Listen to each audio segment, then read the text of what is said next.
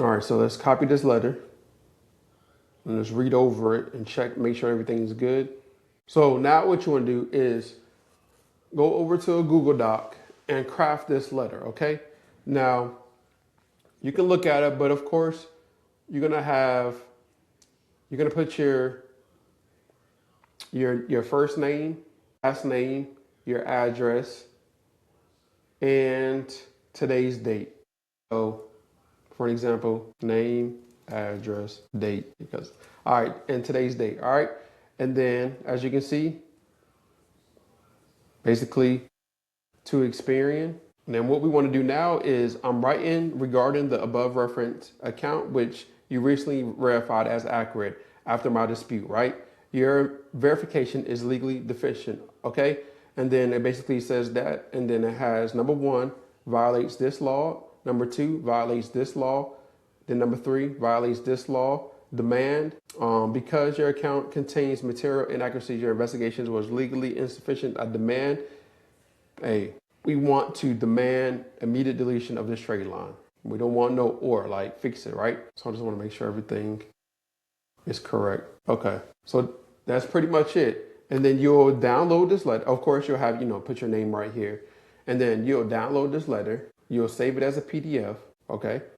And then you can go over to this website right here and you can send it from this website, or you can print off your letter, add 2 to 3 forms of identification, and send it over to, or you can go to the post office, send it certified to Experian, to TransUnion, or to Equifax, whatever which one came back verified, or if all 3 came back verified. And then, of course, you'll have to wait for that investigation to be done.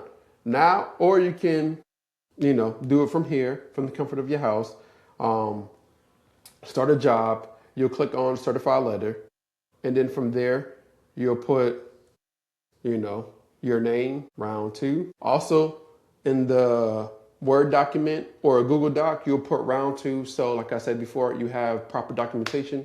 If you ever have to talk to a lawyer or anything, you have all the documentation of all the rounds that you disputed, and you can take it to a consumer lawyer, right? And then you'll upload the PDF file. So we'll upload the PDF that we just downloaded, right? And then you'll manually put in the address, right?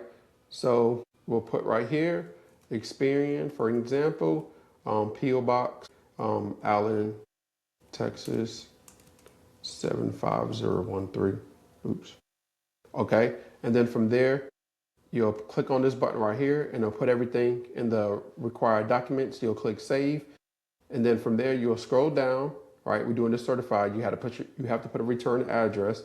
So you'll put your name here. So Consumer Dave, and then put your address, 123 Main Street, Orlando, Florida, 32808.